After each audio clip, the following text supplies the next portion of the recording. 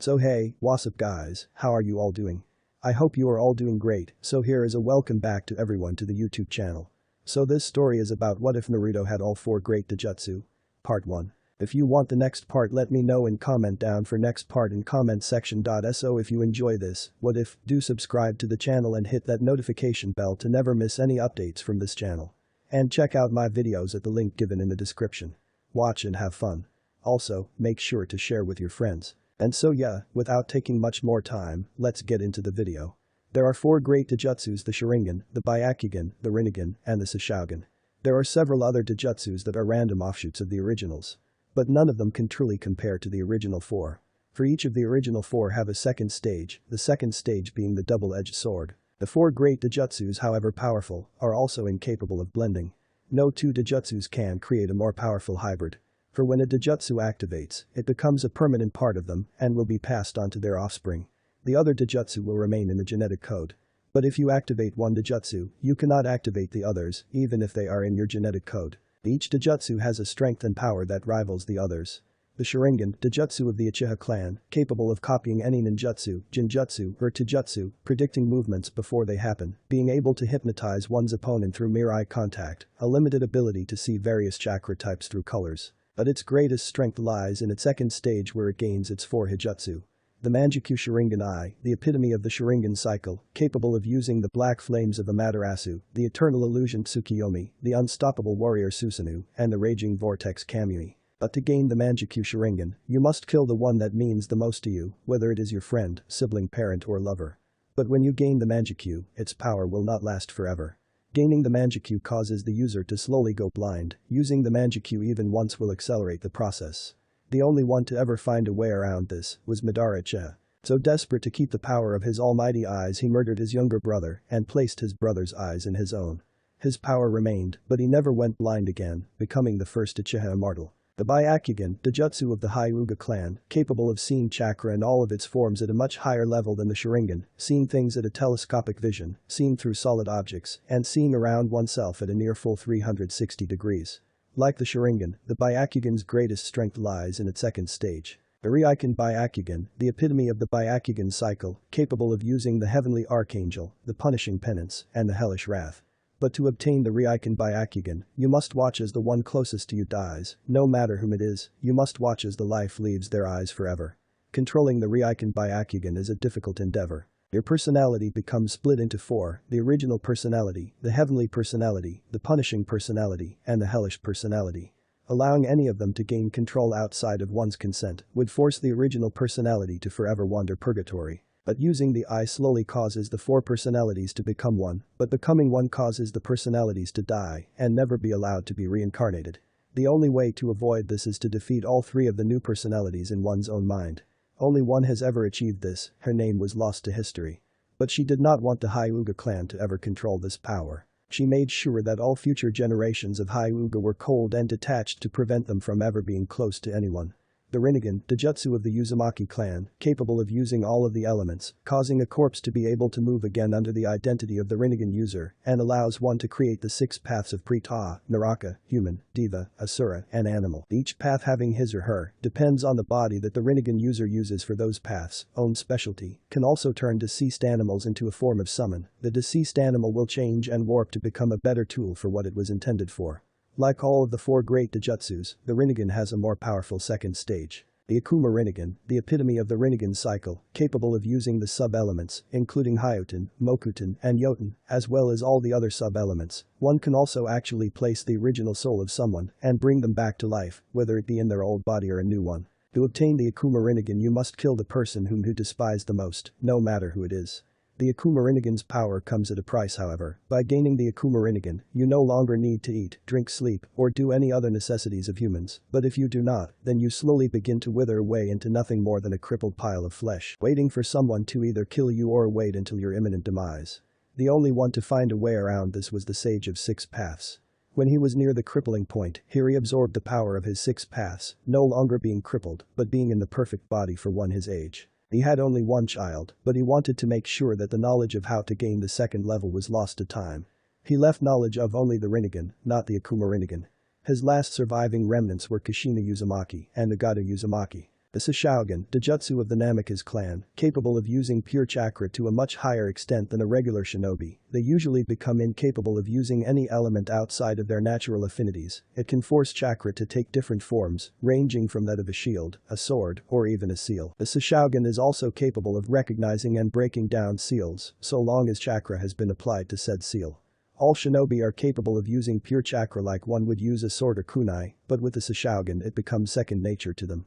Just like the rest of the 4 great Dojutsus, the Sashogun has a second stage, the Kurai Sashogun. The Kurai Sashogun has the ability to instantly cast seals that have been broken down by the eye, can fire raw blasts of pure chakra with little effort, capable of manipulating the chakra within a jutsu that has already been cast, and warp the energy around oneself to a minimal degree. To awaken this stage you must watch the person you despise most die, watch as the last trace of life exits their body.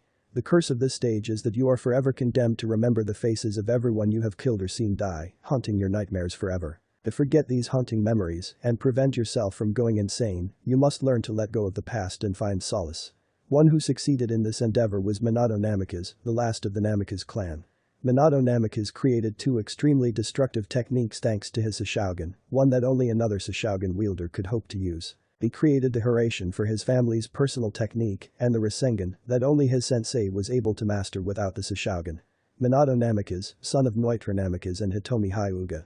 His father was the last Namikaze, but refused to marry someone for anything but love, even if it meant the permanent destruction of his bloodline. He fell in love with Hitomi Hyuga of the Branch family. Their child grew up an orphan because they died fighting in the Second Shinobi War, dying in the other's arms. Minato Namikaze activated his father's bloodline, but refused to marry for anything but love, for the same reasons as his father. He fell in love and married Kushina Uzumaki, the last of the Uzumaki clan. Kushina Uzumaki, daughter of Madara Uchiha and Kasari Uzumaki. Kushina was a child born from rape. After her father had been exiled from Konoha, he went to Whirlpool to start anew. He was so enveloped by rage that when a woman, Kasari Uzumaki, asked if there was anything she could do to help him, he broke her arms and legs before he raped her. When Kushina was born, her mother died in childbirth. Kushina never was able to activate either of her Dojutsu, as the clan heiress she was never put into life or death situations. She didn't know anything about her father until he came to find the child he knew was born there. When she discovered how she was born, she was enraged and disgusted. She used a skill she learned as an Uzumaki and sliced out her father's left eye. Her father wiped out Whirlpool and the Uzumaki clan, leaving only her alive. But before he left, he placed a seal on her. She could pass on her Dojutsu, but she would never activate them. Only a Manjikyu Sharingan, wielded by a seal master, could ever remove the seal. She went to Konoha where she fell in love with and married Minato Namikaze. The two were on the same genin team, they were unstoppable together. They made friends with the clan heirs. Kushina would talk and hang with every one of her classmates, but Kushina absolutely refused to go near Fugaku Uchiha. All she saw in Fugaku was Uchiha. She did not realize that Fugaku was nothing like Madara. When everyone including Fugaku asked why she did not like Fugaku, she explained with great detail. She explained how her father raped her mother, how she was made the last of her clan because of her father's genocide on the village. When the story was done, Fugaku Uchiha, the heartless genius, broke down crying on his knees, begging for her forgiveness for his relatives' misdeeds. Realizing that Fugaku and Madara were nothing alike, she accepted his apology, and they all became great friends. When Kushina and Minato married, not even a month later Minato was named the Yondaime, and not even 2 months afterwards, Kushina declared that they were expecting a child, as were every one of their friends. They couldn't be any happier. Clan alliances were made between all of them. They called themselves the Clan Heads 9. They all were going to have children around the same time, they sort of planned it out that way. 9 months after the declaration, only Kushina and Hiyashi's wife had not yet had their children. It was on this day that the Kyuubi attacked the village, under orders from Madara Uchiha. The only way to stop the Kyuubi was to seal the demon, and the only thing that could hold the demon was a newborn child, and the only newborn that day was Naruto Uzumaki Namikaze. After the sealing, Minato died, Kushina was left in a coma, protected by the most trusted Hyugas. And Naruto became the unwilling host of the very demon his grandfather sent to destroy the village. This is where our story begins.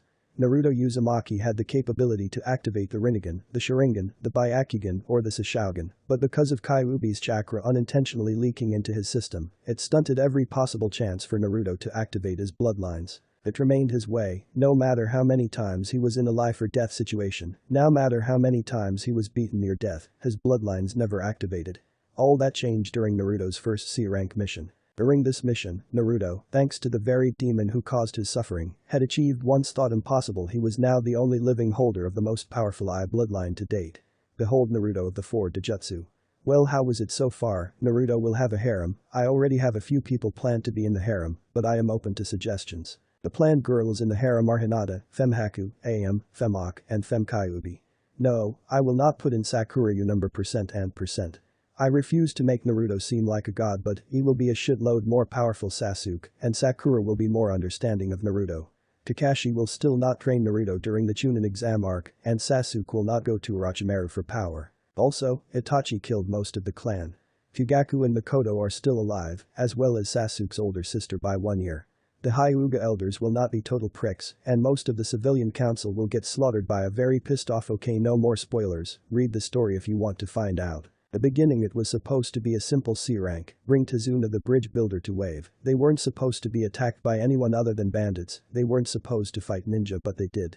They were fist attacked by the missing nin called the Demon Brothers, then they were attacked by Zabuza Mamachi. Kakashi sensei had defeated him, but before he could finish him off, he was taken by a female hunter nin, who was really his accomplice. They had trained the whole week to fight Zabuza, they thought they were ready, they were not even close. On the bridge surrounded by mirrors of ice was Naruto Uzumaki, holding the dead body of his best friend. Is this the first time you have seen a loved one die in battle? Is this the first time your heart has been wrenched out of its chest? Spoke the false hunter nin. Naruto just stood there, holding the body of the last loyal male prodigy of the Uchiha clan. No, this was not the first time Naruto had seen a loved one die, this was not the first time he had his heart wrenched from his chest. Oh, how he remembered that incident well. It would forever haunt his memories, until his dying breath. Flashback. It was October 10th, Naruto was sitting out in the rain, holding the cold body of a young girl with sparkling blonde hair and piercing green eyes. Her name was Chiyo, she had taken a wound to her that was slowly and painfully killing her. The culprit, a tall blue-haired man, a former Anbu that specialized in assassinations. He had lost his wife in the Kyuubi attack and hated Naruto for holding the monster. Ha ha ha ha ha, how does it feel, demon, to see someone close to you die? Feel my pain before I do the same to you, monster, yelled the crazed shinobi. Naruto felt rage welled up inside of him, all the rage and hatred that he had hidden over the years was finally released. He wanted to kill the bastard, he tried to hurt him by killing an innocent. He would die, you bastard, I'll fucking kill you. Naruto ran at the man who was unaware of Naruto's attack. Naruto plunged the kunai that the man shoved into Chiyo's arm right into his heart. Naruto shoved the kunai deeper into his heart, staring into the eyes of the man that killed the person he cherished most. He hated the man, he had never hated anything, not hated anyone, more than he hated this man. He had endured Konoha's hatred towards him, so be it. But when he hurt Naruto's only friend, he would die. Naruto watched as the life slowly drained from the terrified and crazed eyes of the bastard shinobi. Join your family in hell, you son of a bitch. Naruto shoved the kunai one last bit into his heart, seeing the last bit of life drain from his eyes. Naruto stood up and ran back to Chiyo's side. No, Chiyo, don't die, please don't die. Don't leave me alone. Chiyo looked up at Naruto. Naruto, please, I don't think I can make it, Naruto, please kill me. Naruto was horrified, he couldn't possibly kill his precious person. Chiyo, please don't ask me to do that, we can still. Naruto, I'm dying, please end this pain for me, please. Naruto couldn't believe what Chiyo was asking him to do, but she was in pain, he couldn't stand that. So with great reluctance he raised a blood-stained kunai, Kami-sama, forgive me, and plunged it into her heart to give her a quick death. Naruto-kun. Naruto turned to see Chiyo's beautiful green eyes, seeing the life drain from them. Let me look into your eyes, let me have the sight of our eyes, be the last thing I see. Naruto never turned away, granting Chiyo her final wish. He watched as the life drained from his most cherished person, the one he had killed, to end her pain. Naruto swung his head back and roared to the thunder clouds as the rain pelted his tear-stained face. "Nu." The lightning crashed around them as he roared in despair. Naruto, at 11 years old, would never forget what he had done, it would haunt his nightmares forever. Flashback. And now here he was, holding his precious person, just as he had held Chiyo not even a year ago. He could feel the white-hot tears flowing down his face as the red chakra bubbled around him, he could feel the cold lifeless body of his self-adopted brother and rival. How he wanted to have the power to hurt the damn hunter bitch, how he wanted her to suffer for killing his brother. Little did he know, at that very time, the very demon that caused the damn villagers to hate him so much, was granting his wish. Mindscape. Same time Kyuubi, the heiress of the Kitsunes and the most powerful demon outside of the Kitsune clan leaders, was disgusted. She had been imprisoned in the boy for over 12 years. When she woke up not even minutes ago, she looked at her host's life. She saw every beating that he had endured because that thrice damned Uchiha had forced her to attack a village that she held no quarrel with. They condemn a child for something he did not control, all because of me. Kyuubi sobbed to herself, loathing herself for hurting such an innocent soul. I will make it up to him, but how? Kyuubi thought perhaps she could give him a bloodline, but that would cause him to become a Hanyu. She sobbed even harder, hating herself for not being able to make it up to her. She then noticed something. She looked at his family history. She then had the biggest foxy grin on her tear-stained face. I just may have found a way to start making up my debt to you, Naruto-kun. Where the fuck did the kun come from? Deciding to leave that thought for later, she activated the bloodlines of Naruto, the 4 great Dojutsus, and gave them a way to be compatible at last. But she was not done there. She made sure that Naruto had all the power he could get from the Dojutsus, feeling that if anyone deserved their power, it was Uzumaki Naruto. She regrettably decided to make Naruto physically relive the memory of his friend's death to activate the final stages. Naruto-kun, please forgive me for causing you this pain. I feel my debt to you will never be repaid, but I will do whatever I can to make your life better. Knowing that each Dojutsu had a downside, she flooded the prepared product with her chakra to purify them. Well, I may have been able to keep himself from making it impossible to use the eyes, but they will still have their downsides. At least the downsides are now only chakra-based. Being satisfied with her finished project, she painfully began the activation process. Naruto-kun, I hope you can find it in your heart to forgive me for the pain I am about to cause you. She then began the process, never noticing that her tampering broke the seal that bound her.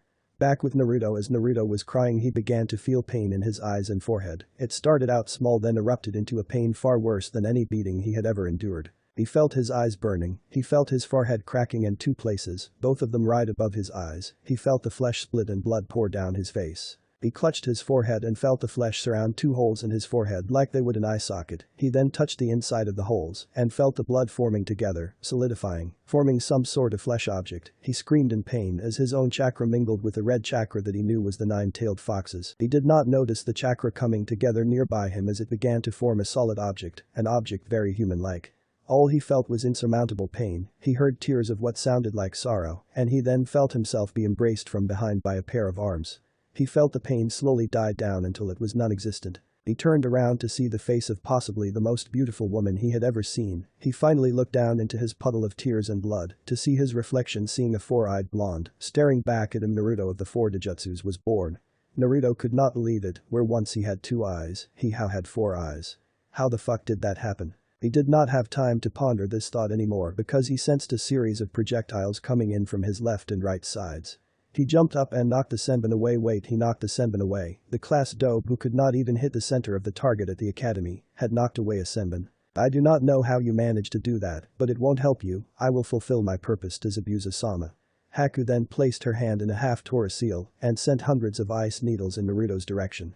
Seeing no way to dodge, he hunkered down and waited for the onslaught. It never came. He looked up to see a young redhead probably only a year older than him. Her body was riddled with the needles that had almost hit him. You bitch. Naruto felt his rage boil. He turned to the one known as Haku, but before he could move a single inch, the ice in the mirrors shattered. What the fuck just happened? Naruto could not be any more confused. First he blocks a bunch of Senbon before he even sees them, then he apparently shattered a Kekkei Genkai just by looking at the user. What's next? Black flames from his eye. How the hell did I do that? With Kakashi and Zabuza, they had both seen what Naruto did. Kakashi was wondering what Naruto could possibly have done to shatter a Kekkei Genkai. Zabuza was incredibly confused. How did this Gaki defeat his daughter's Kekkei Genkai? They stared at Naruto until he looked up in their direction. When they saw his face, they were creeped out and amazed.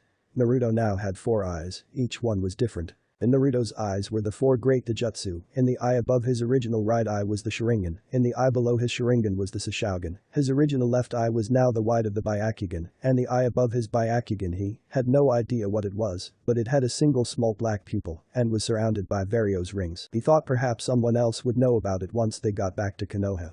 But why the hell did Naruto have the Sashogun? The only person he knew of who possessed that eye was. Realization dawned on him. Minato-sensei. Zabuza was confused as hell. Haku could never be defeated by a lowly genin. Nobody could break her Kekkei Genkai, it just wasn't feasible. Zabuza stared at the kid and finally realized what the hell happened. The child had the 4 great Dojutsu, and they were in their second stages. That was how he did it. The Rinnegan's second stage allowed one to control the sub-elements to a degree. But how did this kid possess all 4 of the great Dojutsu? Anyone who had heard the legends of the Dojutsu knew they were incompatible. He stopped pondering this when he saw the child turn to the now terrified Haku. No, he would not let his daughter be harmed. Fuck his missing nin bravado. No one hurts his daughter. He rushed towards the boy to protect his child. Back with Naruto. Naruto turned his head to the now terrified girl and walked towards her. When he was only a step away he felt someone come at him. Completely on instinct he raised his arm and charged chakra into it, stopping what appeared to be a heavily used guillotine. He turned his head to see Zabuza, but he then turned back towards Haku. The strange thing was when he looked into her eyes, he saw the truths about her. He saw that Sasuke was not dead. He released the guillotine and shoved Zabuza back by pushing the sword. He walked over to the red-haired girl and lifted up her injured form bridal style, causing her to blush a Hinata style red. Apparently she liked him. Yes, Naruto knew that Hinata liked him and he himself liked her back, but he was afraid of what people would do to her if she was dating the Kyuubi brat. Naruto began walking towards Kakashi-sensei when he heard clapping. He turned his head to see a short portly-looking man standing in front of what seemed to be about 300 thugs, carrying weapons from axes to katanas. Well, it seems that the so-called demon of the mist can't even beat some four-eyed genin freak. No matter, my thugs should be able to kill all of you. The one Naruto assumed as Gato then sent a lecherous grin towards the three girls on the bridge, but I think I'll keep the little girls, they would definitely prove an exotic fuck. The rest of the thugs licked their lips in anticipation to possibly rape the girls. Oh, by the way, Tazuna, you might want to hand yourself over, especially when I have this. Gato pointed behind him to see Tsunami being dragged up with her son both in chains. Naruto was about ready to run forwards when he stopped to think, no, I need a plan. How can I get them out of there if they are surrounded by over 300 thugs? But what, if only I could take out all those thugs without hurting Tsunami or Inari? Naruto's thoughts were answered when he started to feel a stinging in his top right eye. He looked at the thugs, he saw Kakashi looking at him with a wide eye. But when he looked at the thugs he saw what appeared to be a swirling mass pulling anything it could grip into it. The thugs started lifting off the ground before they were brought right into the vortex where they were shredded. He saw the blood pour out of the vortex. This continued until only Gato, Tsunami, and Inari were left on the bridge. What the fuck did you do to my men, you ahhhhh? Gato had looked directly to Naruto, who was running right at him, followed by a very pissed of Kuburiki wielding Zabuza and a Chidori charged Kakashi. Gato did not even have time to blink. He was kicked up in the air by Naruto. He did not reach the ground before Zabuza leapt up in the air, cutting him in half at the hip. The last thing Gato saw was a ball of lightning being shoved into his face. Naruto was exhausted and fell to his knees. Shit, that took a lot out of me. Hey Kakashi-sensei, can I get a little help here? Naruto did not realize just how much chakra he used using all four of the great Dojutsu's final stages. Kakashi was amazed. Naruto not only had the Sharingan, but the Byakugan, the Sashogun, and some other Dojutsu. But the most amazing thing was that his Sharingan had morphed into a pinwheel shape. Naruto had the Manjikyu Sharingan. Naruto's was slightly different yet similar to Itachi Uchiha's. Naruto's Manjikyu was shaped like a three-point curved shuriken. It seemed to have a smaller petal arrangement inside each groove separating the points. Kakashi knew that the Manjikyu Sharingan was extremely powerful, but he wondered who of Naruto's parents had it. Kakashi decided to leave that thought for later. He went to help up Naruto when he was pushed aside and saw Naruto be embraced by Tsunami and Inari, both sobbing. Thank you, Naruto-kun, thank you. If you hadn't killed those monsters we would have been tortured and sold as slaves. I would have been separated from my only child to be used as a sex slave. Tsunami burst into tears while burying her face into Naruto's comforting embrace. 3 hours later at Tazuna's Team 7, Tazuna, Tsunami, and Inari had arrived at the house with Zabuza, Haku, and the now identified to Kakashi Kyuubi. They had to carry Naruto because he had overexerted his chakra, much to Sasuke and Sakura's ire, and to the joy of Kyuubi. They had just laid Naruto's exhausted form on the couch before the questions started. Alright Kakashi-sensei, why the hell does Naruto have 4 eyes? Why are the missing nin that tried to kill us here, and who the fuck are you? Sasuke was confused as ever seeing the Kyuubi. He was glad he activated his Sharingan and was amazed that he held his own against the hunter nin. Kakashi did not know how to explain this without breaking any S-class laws. What could he say? Naruto has all 4 of the great Dojutsus because he had the Kyuubi sealed inside of his body. Oh yeah, that wouldn't be breaking any laws.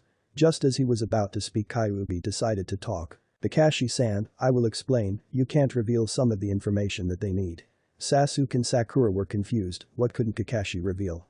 Now to begin I will tell you who I am. I am the Kyuubi no Kitsune. Everyone but Kakashi was surprised at this. Here, standing in front of them was the very demon that had destroyed their village.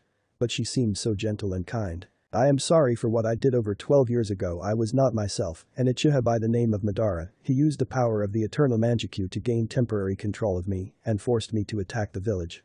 I was imprisoned inside Naruto by your yondaime. I never wanted to attack the village. I woke up after 12 years and viewed my host's life. How can humans treat their young so horribly? He was beaten to death on his 5th birthday. How can they be so cruel? Kyuubi was sobbing with her face in her hands. Tsunami was trying her best to comfort her. Sasuke and Sakura were appalled. If Naruto was treated that badly, then why weren't there any scars? Kakashi, if what she says is true, why aren't there any scars? Questioned Tazuna, appalled that someone could do something so despicable to a child. The reason Naruto wears that jumpsuit is because it was layered with hundreds of genjutsu seals that never fade, thanks to the special cloth in it. Naruto has scars covering every part of his body. He has been beaten by most of Konoha's population.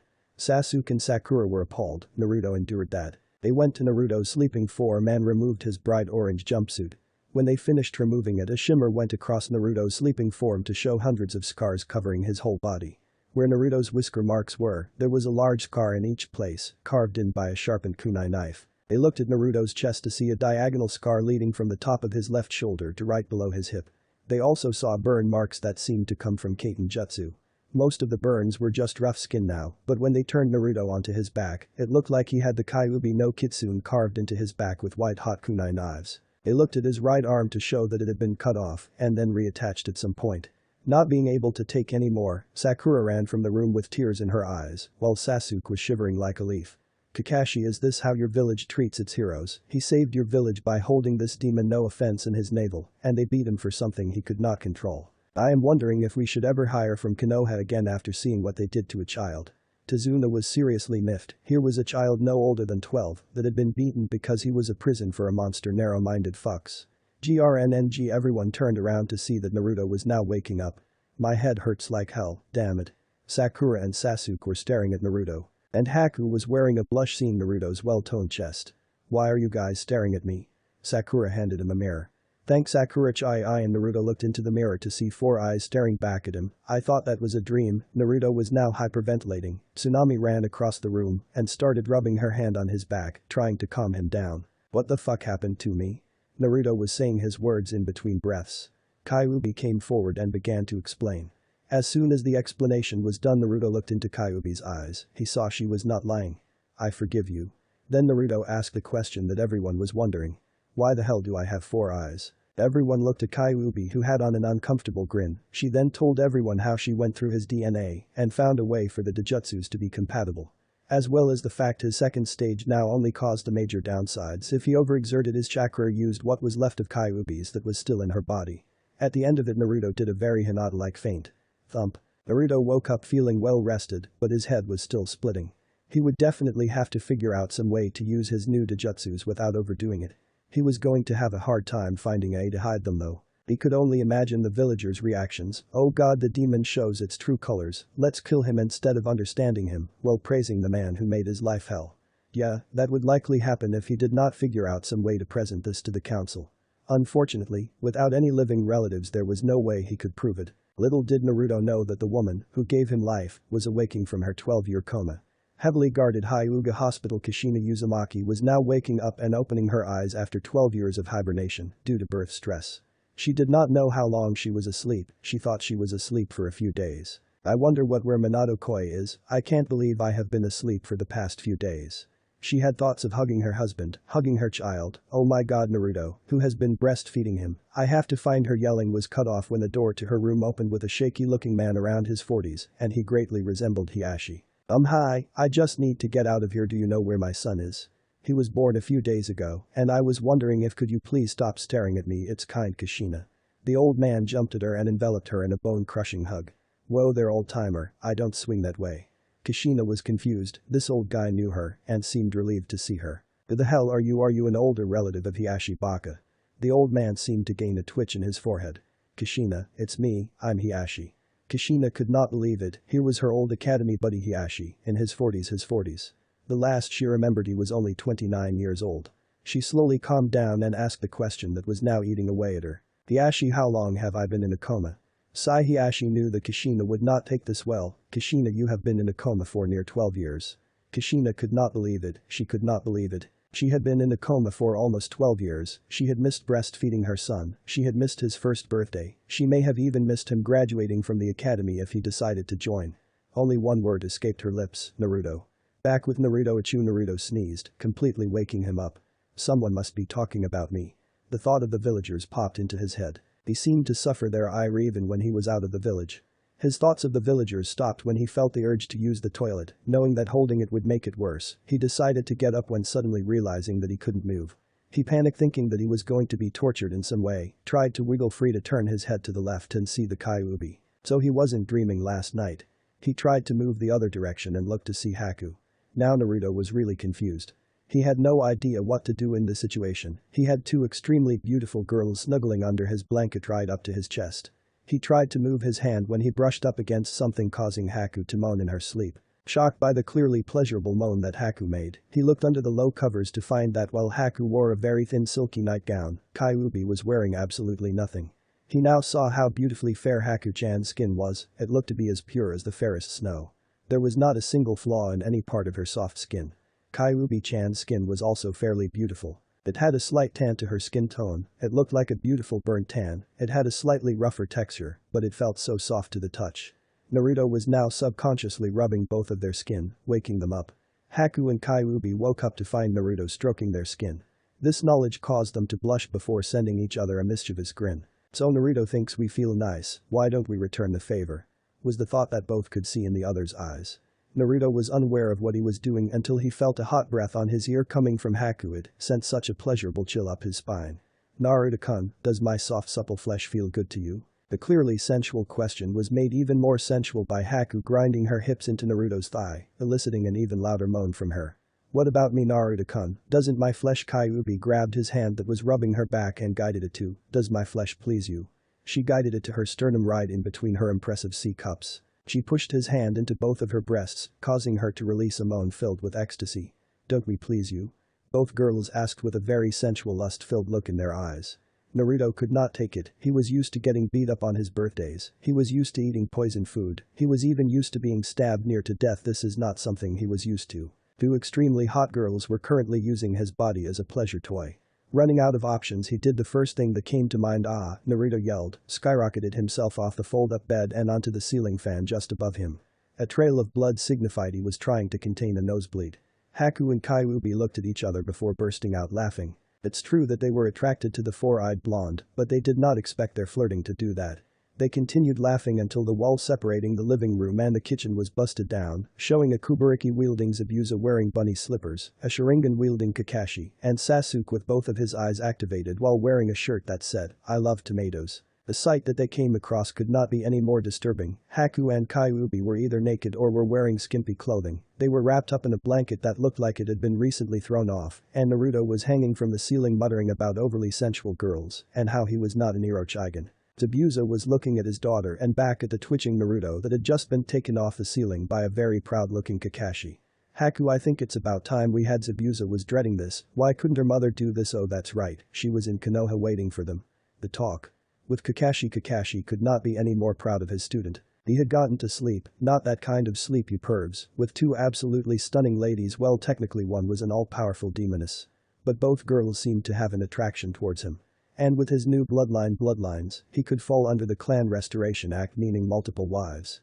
Kushina-sama would so kill me for the way I am going to corrupt my student. He knew that Kushina would kick his ass for corrupting any children. With Kushina had just stopped bawling when she felt a strange sensation run up her spine. Overprotective mother senses tingling. At the mention of the word mother, she went back to bawling, while Hiashi and his wife tried to calm her down. Natara was a beautiful woman. She was a refugee from the Hidden Rain village. Her eyes were a beautiful mauve, and her hair was a stunning violet. If Hinata did not have short hair and the Byakugan, the two of them could practically be twins. Albeit one was taller than the other and was extremely possessive of her husband. Being possessive of what they claim as theirs is a problem that most women in Natara's family have. Hinata seemed to have carried that trait in regards to Naruto. Kushina had just been told about everything Naruto had endured, down to the last beating. She could not believe that her son lived through all that. Why didn't you take him in, Hiashi? Why did no one take him in? Kushina was angry. The alliance between their clans stated that when one of their own was in trouble, the other would come to assist. Why did none of her friends take Naruto in? Kushina, we tried everything we could to adopt Naruto. But the civilian council and the elders managed to block us at every turn. We managed to hold enough power to keep Naruto from getting executed, but that was as far as we could go. Kushina was now quivering in rage. The council tried to have my son executed. The venom in her voice terrified the room's occupants. Those fuckers are dead. Do you hear me? Dead. Kushina ran straight for the clothes that had been sitting on her bedside and pressed a seal her husband had placed on it and pulled out her special friend. She was now holding the same blade she had used to slaughter 117 Iwa and Kumo shinobi that were invading Konoha. This very same blade is what got her the nickname, the Red Death, and now she was going to use it on the fuckers who tried to murder her child. She started walking right towards the door before she was grabbed by her arms by Natara and Hiashi. "Let go of me, I'm going to kill those bastards." Kushina was struggling from being in a coma for the past 12 years. "No Kushina, you can't go out here and kill, fuck you Hiashi, I can't believe you would allow these monsters to go on living after what they have done. Have you never wanted to hell my son? I have wanted to kill the fuckers who dare call themselves human beings for so long." The Hyuga elders and I, the branch house even, were ready to go out and kill half the village for what they did to Naruto, but before we could even leave the compound, Naruto found out about our plan. He begged Kushina, he begged us to not hurt the villagers, he begged on his hands and knees to forgive them. We wanted so badly to go out and kill every person who harmed him Kushina, but we saw that doing that would only hurt him more than he already was. Kushina stopped struggling, she turned to face Hiashi. How Kushina was confused, how could he stand them after what they have done?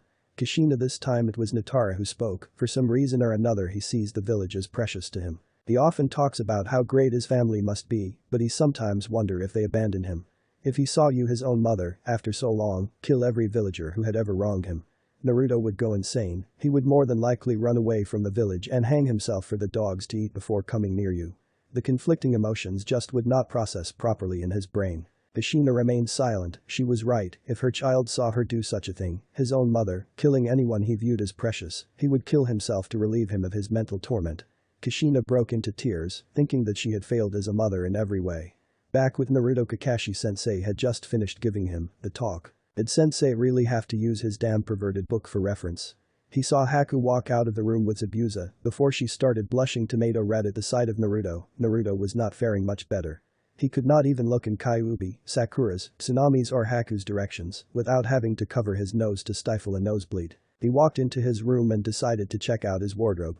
He was still wearing the same Kill Me orange jumpsuit. He loved the jumpsuit not because it was orange but because it was the first and only gift he had ever received. He knew it was from Kurenai and Anko, the two of them always were looking out for him when he was a child. He knew that they thought he was cute every time he looked into their eyes, he saw a weird sparkle, the same time he saw in Hinata-chan's eyes. The realization hit him, the Genjutsu Ice Queen and the Snake Mistress loved Naruto, but why? With Kurenai and Anko Ichu, both of the beauties sitting at the table, sneezed. "Whoa, someone must be talking about us," was Kurenai's reply. "I wonder if it's Naruto-kun." "No, bad Kurenai, he's 8 years younger than you." But still, Kurenai was depressed, she had fallen in love with Naruto when her and Anko made him that orange jumpsuit for him when he was 7, she was only 15 at the time, so she had no idea that spying on someone that young in the shower was a bad thing. When she heard about pedophilia happening on the other side of the village, she was ashamed of herself. She tried to forget her feelings for Naruto but she couldn't, she had fallen for the blonde fox boy. Anko was in the same boat, she remembered how she fell for the little Gaki who was 6 years her junior. She remembered that it was thanks to Naruto that she still had her innocence. Flashback: Anko had just been declared innocent by the Hokage for being a traitor and was now walking to her new apartment. She was just about to unlock the door when she was grabbed by her arm and then thrown into an alley. She looked up to see the faces of the council members who were adamant in her execution. They were wearing very lecherous grins. So the snake whore thought she could walk home alone without being assaulted. "You may be allowed to live by Hokage's word but we are still going to punish you. But we are going to have lots of fun out of it." The 3 councilmen, who were probably in their late 30s, were advancing on Anko, who was no older than 10. Anko was scared, she was so terrified. "I'm going go furs, ithns I Ned's a good fuck." The fat and drunk council member started advancing on her faster, but before he could reach her he was tackled to the ground by a bright blonde flash. The blonde-haired street rat, who seemed no older than 4, then proceeded to punch the councilman hard enough in the face to make some serious damage. "You bastard. Smash how smash dare smash you smash do smash, something smash so smash diggesting smash you smash lolican." The blonde-haired Gaki then grabbed the councilman's hair and used his adrenaline-pumped body, threw the fattest across the alley into a bunch of garbage cans. Just as Naruto was about to go finish the fattest off, the other 2 councilmen ran towards him. Not wanting to see him get hurt, she grabbed a nearby trash can and threw it at their heads, forcing them to smash into the brick wall, killing them instantly. He started getting up before she saw that the blonde Gaki had been thrown across the alley with a kunai embedded right next to his heart. The fat counselor then ran over to her and grabbed her by her throat. "I was going to let you live after I fucked you. BTTSMS, I ain't having that luxury. Ani ls words be for I ah." His sentence was cubic off when the blonde Gaki sliced at his ankles, forcing him to fall over. Anko had fallen down but was too in shock to move. The blown grabbed a nearby wrench that seemed too big for him to possibly pick up, but adrenaline does wonderful things. He then took a couple kunais and stabbed them into the portly man's hands. PLZ haha have mercia.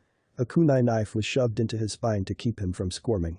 "You begged me for mercy when you were about to rape her. I got a news flash for ya, I'm all out of mercy. Die you fucking bastard." Blondie raised the giant wrench above his head before he brought it down right on that asshole's head. Knew a cringe. The wrench had crushed the guy's skull, but his body was still twitching. When Naruto realized what was going on and what he had done, he fell backwards, eyes wide open. Blondie was having trouble staying upright. "Hey Gaki, Gaki thump, Gaki. Shit kid, don't you die on me, don't die." Anko was sobbing at this point. This Gaki, that did not even know her, was risking his life to save her innocence. GRNNN, the Blondie was opening his eyes. "Yes, okay kid, my name's Anko, what's yours?" His eyes were starting to flutter again. "Gaki, what is your name?" The Blondie could barely speak. "And Naruto, my name is Naruto." Anko was relieved that the Gaki could speak. "Okay good, now Naruto, I need you to stay awake for me, can you do that?" Ank was scared beyond belief. The only thing she had been taught by Orochimaru were combat jutsus. She did not know much about medical jutsu. "Look Naruto, I am going to perform some first aid, this will hurt, okay?" Naruto nodded for her to go ahead. The first thing she had to do was rip out the kunai knife. She looked at the Gaki as she ripped it out. He barely flinched. The idea that he had enough pain tolerance to be able to barely feel a kunai being ripped from his chest was terrifying. What have you gone through to become so strong? She had no more time to ponder this, she had to dress the wound now. She spent the next 5 minutes making quick stitches in the skin to slow the bleeding while applying pressure. Not even a minute after finishing the stitching, a young Ruka found the alley and saw the 3 bodies, Anko covered in blood, and the demon brat. Noticing the sneer that Iruka was sending at the boy, she instinctually hugged him close to her chest. "The demon brat has killed people, hand him over so we can end this monster once and for all." "No, he saved me, he's a fucking demon girl, he killed my parents, he has to die before slash." Iruka's sentence was cut off when Anko lashed him across the bridge of his nose with the same kunai knife that was in Naruto's chest. Not another word. This was not the usual Anko. The usual Anko was scared and submissive. This was cold and ruthless, a true shinobi, brought out by her desire to protect the one who saved her innocence and life. Before she could make another move to hurt the scarred genin, 2 Anbu showed up and began to advance on her. Not trusting anyone tonight, she brought Naruto closer to her chest while holding a kunai at the ready just in case. "Ms. Mitarashi, we need to take him to the hospital."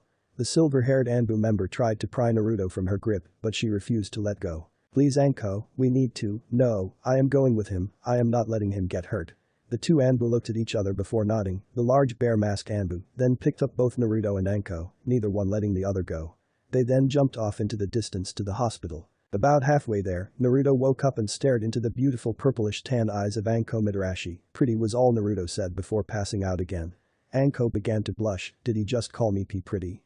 She looked at the whisker marks of the poor Gaki. She felt a warm feeling in her chest.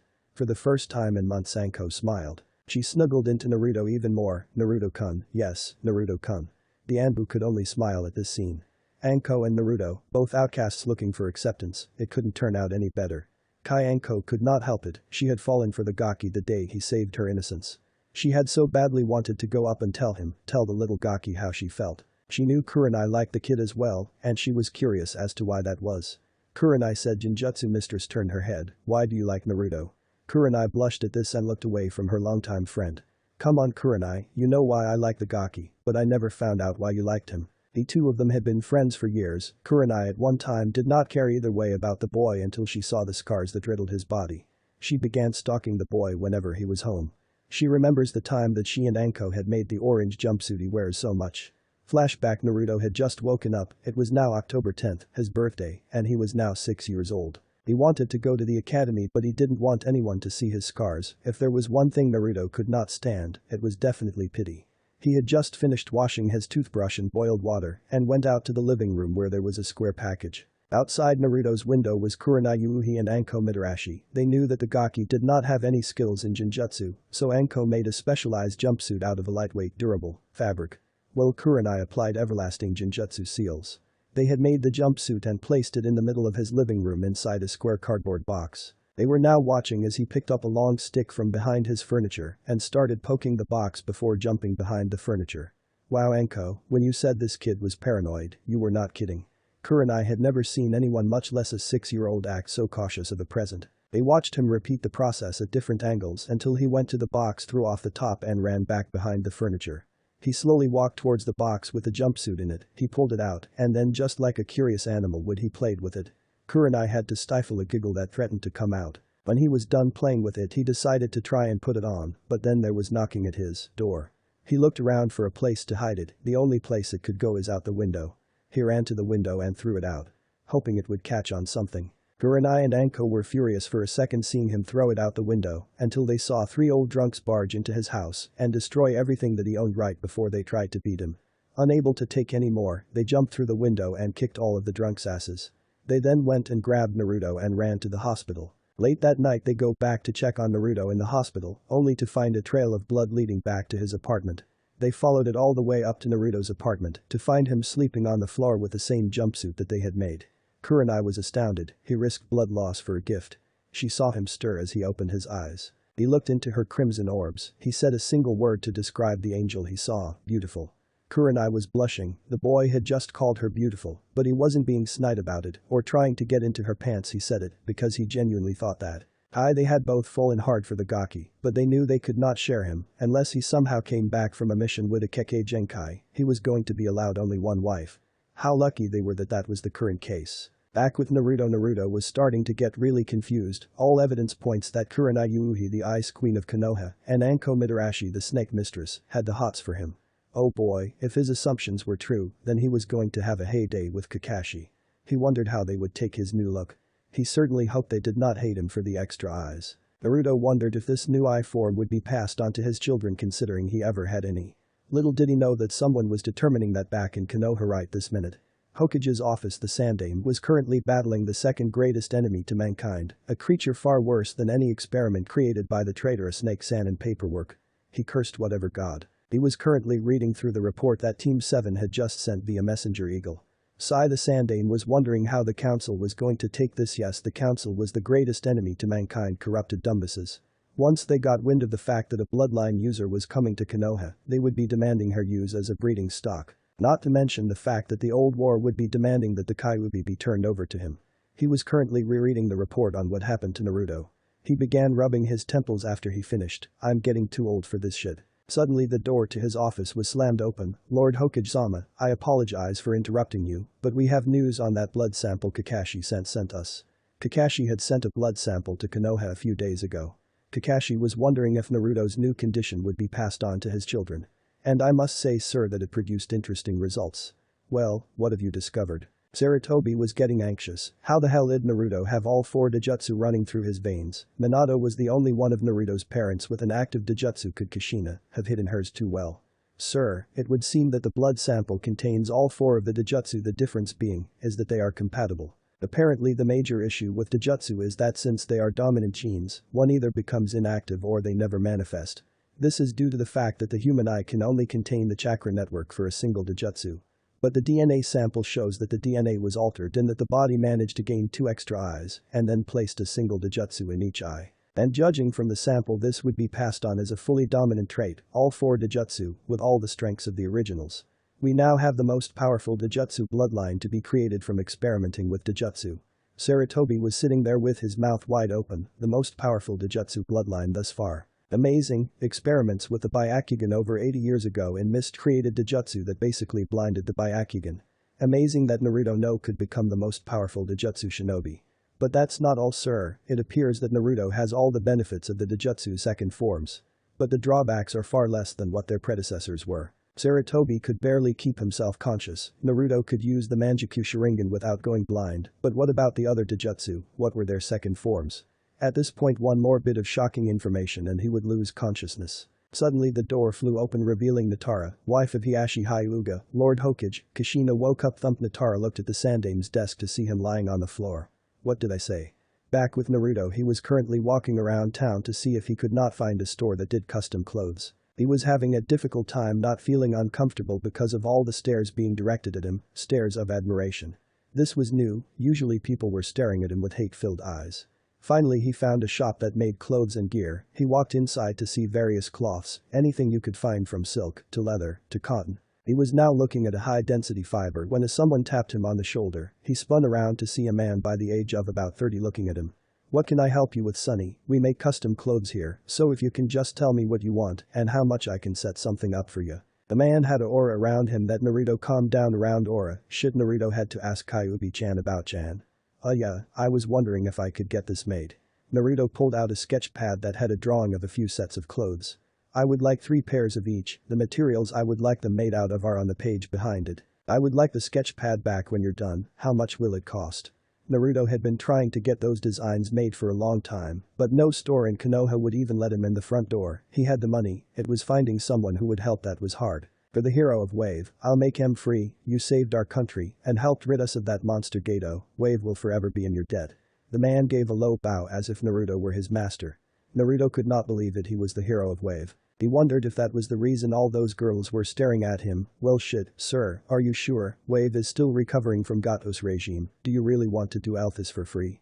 "Yes, I lost many a friend to that fuck Gato. You avenged their deaths for me, for that I am grateful. Giving you free clothes is the least I can do for you." As soon as Naruto handed him the designs, the man ran to the back to begin making them. Naruto then began walking through town until he found an old weapons shop. He decided that kunai knives weren't exactly the best weapon for other ranges of combat besides throwing. He went inside to find one of the most amazing assortments of weapons he had ever seen. He could only imagine what that girl who runs the weapon shop that he usually buys from would do if she saw this place. On one shelf there were beautifully designed axes that could probably cut someone in half. On another shelf were staffs that could probably break someone's bones. He kept on looking around until he stopped at a door. Something seemed to call to him. He walked inside the door and found a completely new arrangement. Here were beautifully ornamented weapons that echoed a call of power. But only one weapon caught his eye. It was a beautiful curved sword, the handle curved towards the front, the pommel only covered one side, but the blade looked as if it was made of water. Yet the blade had a solid form, the blue that was the blade had odd ornamental designs all over it. Think water sword from Prince of Persia warrior within. He reached for it, it was calling to him. Just as he was ready to pick up the blade, "No, don't touch it." But it was too late. Naruto had grabbed his sword, nothing happened, but the sword felt right in his hands. The man was shocked, no one had ever been able to pick up that sword, every other person had their arms sliced to bits by a whirlpool created by the blade. "Sir, what is your name?" If this child was who he thought he was, then the blade in fact was his. "My name is Naruto Uzumaki." The man gasped, and Uzumaki yet lived. He had spent years in this country, waiting, hoping that Uzumaki was still alive. "Why do you ask, sir?" "My name is Toshiro Kusagana, my family originated in Whirlpool. We were the greatest weapon makers in all of the lands.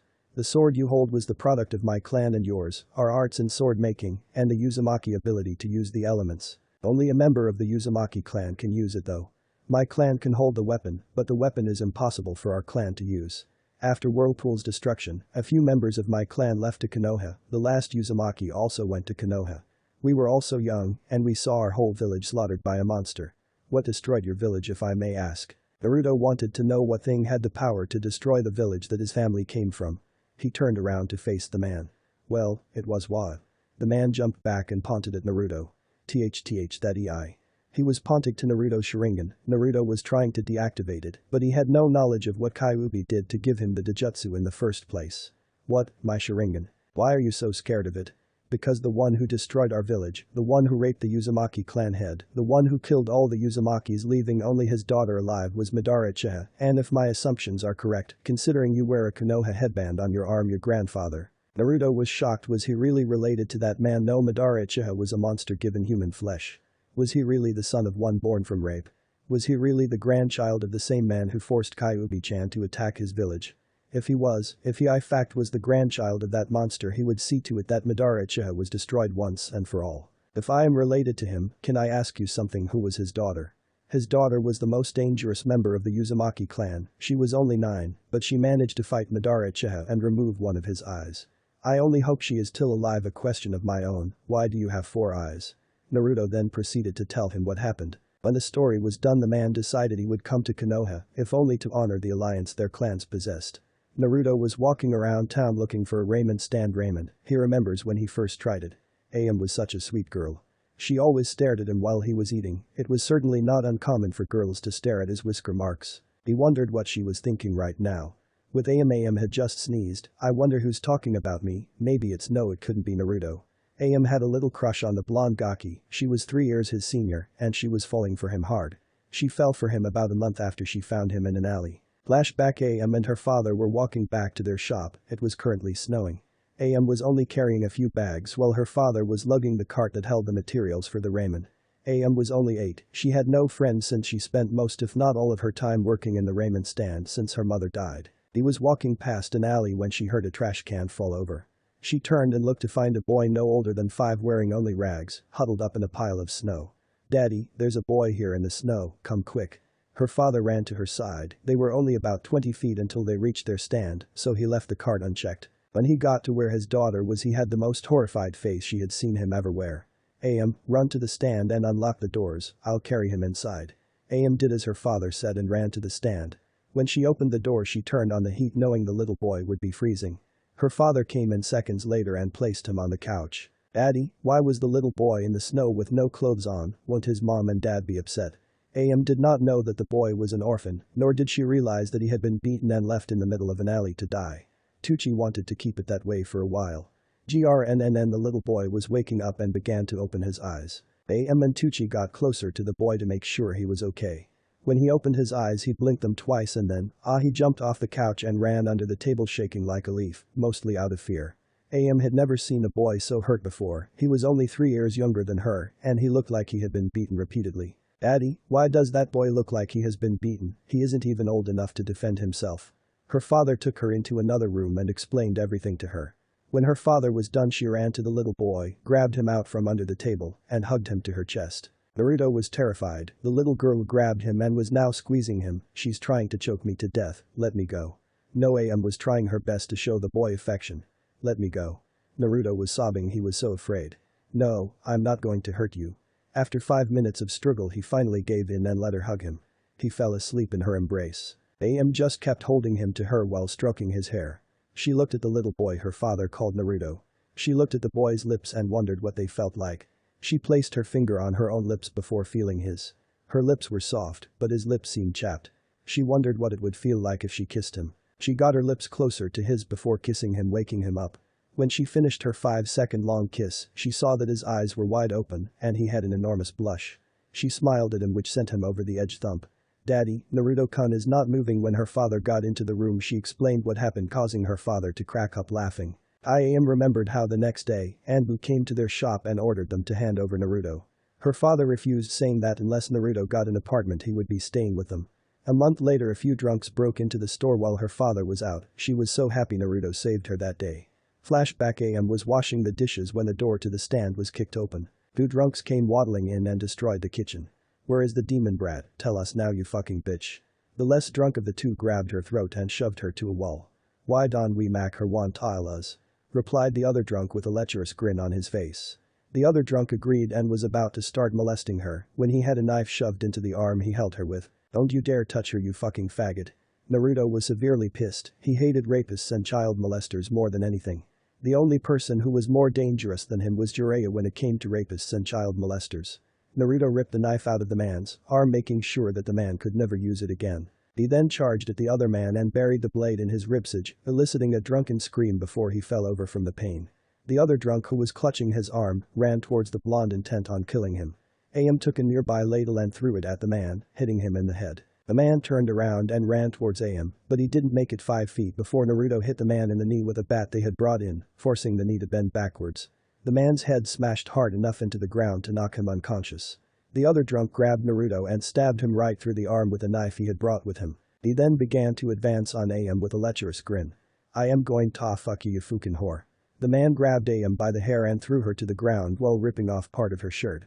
The man started getting closer and was about ready to lick Am's face when someone grabbed his tongue. Am turned to see that it was Naruto. His next words terrified the drunk whose tongue he was holding. For trying to do dirty one so beautiful and clean, Naruto raised his head a bit so the drunk could look into his cold, merciless eyes. "I'll rip your tongue out at the seam."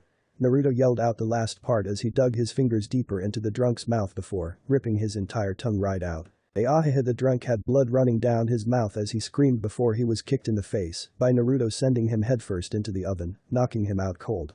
Am looked at the blood-covered blonde he had risked his life to save hers.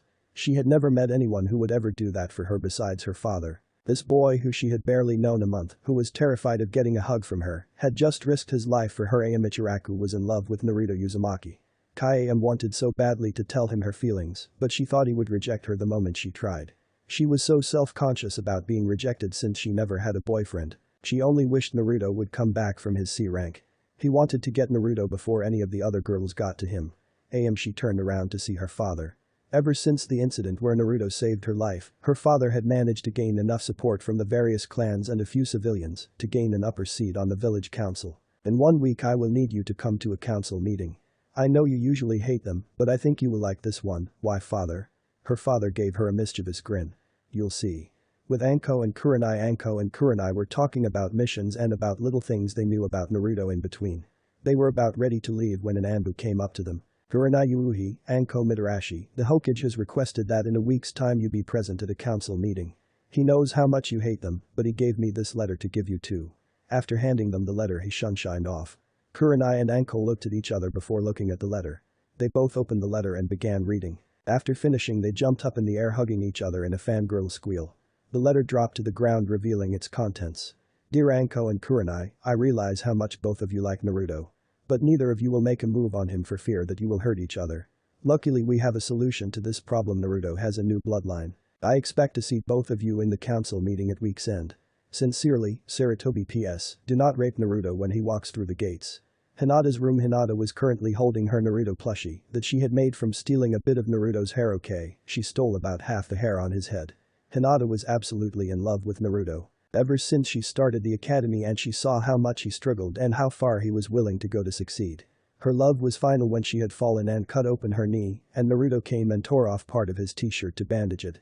When he finished bandaging it, he kissed it better. She continuously stalked Naruto even when he was in the showers. Hinata was about ready to raid Naruto's house for his used chopsticks when the door to her room opened. Standing there was her mother and father, both with sheepish grins on their faces. Hi Hinata, we have some interesting news for you I think you will like. Hinata knew that when her father said things like that, he went to great lengths to make sure it was good. We have set you up in an arranged marriage with Naruto Uzumaki. Yahoo! Now I don't have to sneak into his house and feel him up when I'm horny. Realizing what she said and seeing the horrified look on her father's face, she blushed a new shade of red before fainting. She woke up hours later where her parents explained Naruto's current situation, shocking Hinata with realizations and disgusting her before her parents explained the points that disgusted her. When they were finished, they left the room, leaving an extremely happy Hinata to her sexual fantasies. Uchiha compound. Suzuri Uchiha had a tanner complexion than most members of her family. She had beautiful long onyx hair, her onyx-colored eyes were also very different from the rest of her family. Hers shined like a black jewel in the moonlight. She was tied with Tenten Kusagana for Kunoichi of the Year. She ended up with a full Kunoichi team that were serious fangirls to Niji Hyuga, the rookie of last year's graduating class. Most girls were head over heels for the rookie of the year, who was older than them. Suzuri was head over heels for the dope, who was younger than her. He fell in love with him the moment she saw his face and determined sky blue eyes. Suzuri Uchiha was the genius of the now only dozen-member Uchiha clan. She was about 9 months older than Sasuke and only a year older than her crush Naruto Uzumaki. She had seen what many of her clan members did to Naruto. She was glad her brother Itachi had killed most of the clan. He left alive the Uchiha members that tried to help Naruto, which was about 12 members. She had killed her best friend that night when she tried to kill her to gain the Manjikyu. Her friend was also her cousin on her father's side. Her friend tried to murder her to gain the Manjikyu so she could kill Naruto to avenge the death of her mother in the Kyuubi attack. She killed her friend and gained the Manjikyu. She was 13 years old and was starting to lose the ability to see. She wishes that she could be with Naruto so badly that she tries to learn how to use her Manjikyu better to impress him. But all her training will be for nothing once she goes blind in about a year's time.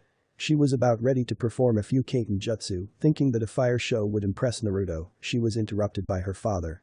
Suzuri, I have something to discuss with you that I think you will enjoy. Ever since the Uchiha purge, her father has become a lot less cold. He plays pranks every now and again, but mostly settles for telling jokes and waking us up in odd ways. She wanted to kill her father for how he woke her up last time. He woke her up with a flick to the head and then cast a genjutsu of Naruto, saying he loves her. She jumped out of bed and ran to Naruto to kiss him and drag him to bed where she would have made love to him for hours, but when she was about ready to touch him, she ended him running out the window and ended up landing in a pool her father conveniently placed outside her window. Yes, father, I wish for you to attend a council meeting in a week's time. I believe you will like the topic discussed there. Her father turned around to leave until, catch, he threw her an object that was black in color. She caught it, only for it to explode in her face, releasing the nastiest stench she had ever smelt. Dad, you are so dead when I get my hands on you. Suzuri proceeded to run after her father who was laughing like a maniac. But Yugao and Hana Yugao Yuzuki and Hana Inyazuka were the best of friends. They along with their two other best friends Kurenai and Anko, had a thing for the local Jinchuriki. Yugao and Hana were born on the same day, they hang out in all their free time, and most of their hanging out involves stalking Naruto. They both remember how they fell for the gaki. They thank the heavens that the boy 6 years their junior did what he did. Flashback Yugao and Hana just finished celebrating getting into Anbu, they were both 14 when they passed the test to get in. They were both on the same genin team with Heiichi Echo who was just becoming jonin. They were now walking home after the party. Just then they were about 4 blocks from their condo, they were surrounded by about 5 Anbu hopefuls who did not graduate. You girlies got some nerve rising through the ranks like that. Women should remain in their place, as are bitches. The leader of the group was only Chunin, but they were currently too wasted to do much. Yeah, I think we ought to show you girls what happens to women who leave their place. One of the guys knocked them to the ground while the others pinned them. I'm going to rape you little girls until you beg us for more. The leader of the group was walking forwards about ready to undo his pants when he got a trash can lid smashed into the side of his face before it ricocheted off and hit the ones holding down Yugao. She kicked them off her before stabbing them in their arms to pin them. She then kicked off the ones holding down Hana. Hana proceeded to shove her new Kadachi into their arms. They got up to finish off the other guy when they saw him holding up one Naruto Uzumaki. So demon, you decided to help these young ladies from being raped. Well, guess what, no one stops me from having my fun. He was holding a kunai knife to Naruto's throat. Hana was wide-eyed, she saw that Naruto did in fact throw the trash can lid that hit the group's leader. But she had no idea how to help him now.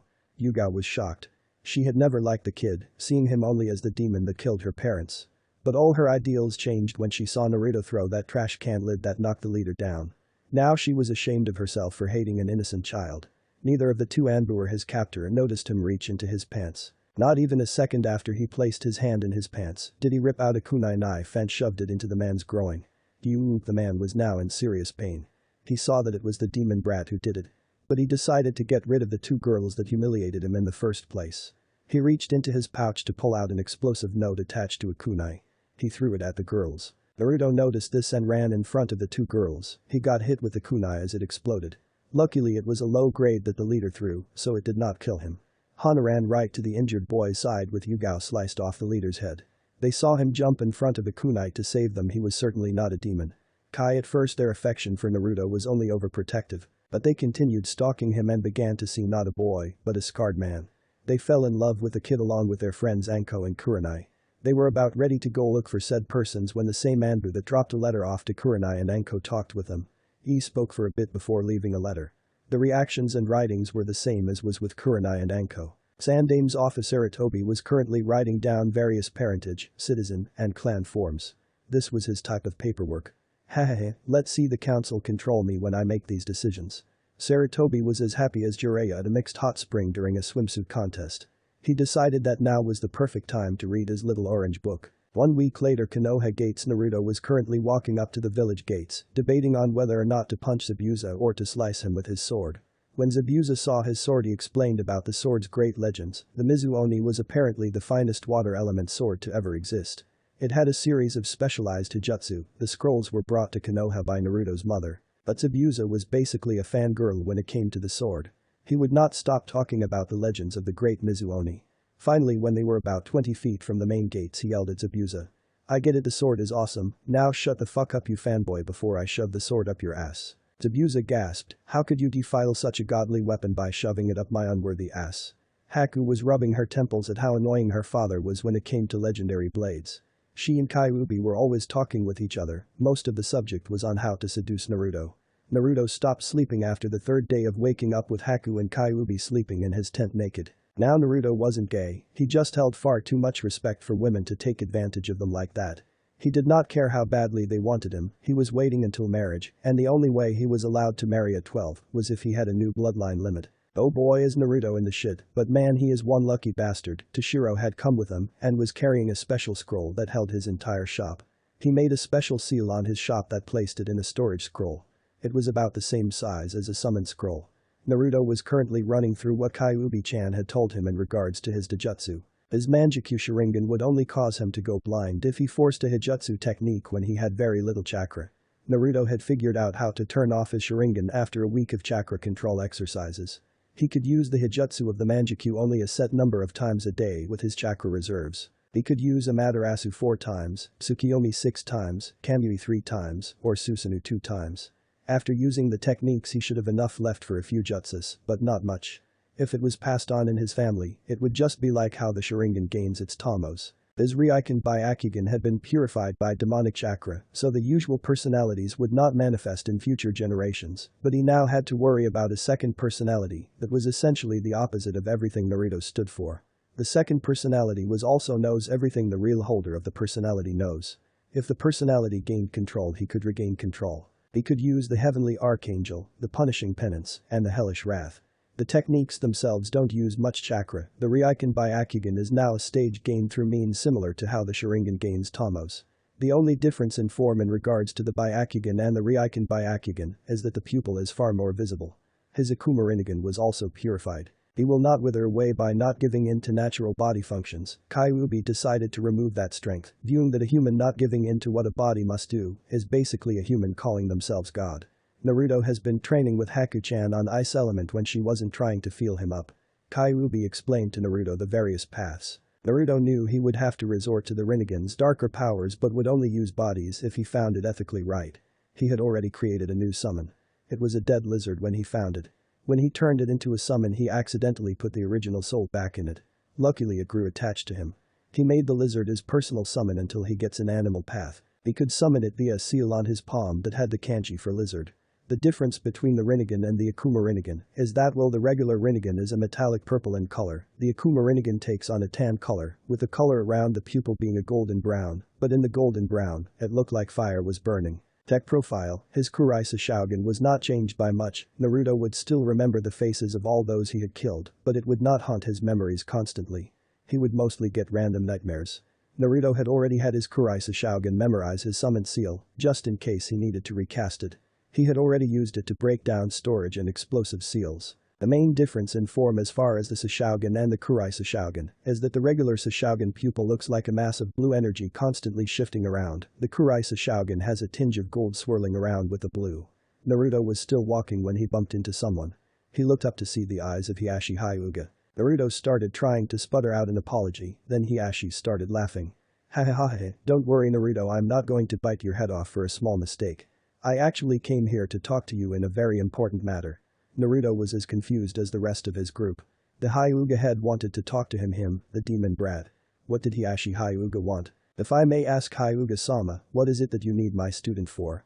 Kakashi did not know much about the Hyugas other than the fact that they had an extremely powerful Dojutsu and that they were pretty cold towards people. Kakashi did not know if they harbored any ill will towards Naruto or not. You may all stay for this for it will become public knowledge this afternoon. Naruto's company nodded. Now Naruto, all your life you have never known your parents, I'm sure you often wonder if they are living or dead. Well I can happily say that your mother is still alive. Naruto looked to the ground at this. Guess she didn't want to be associated with the demon brat.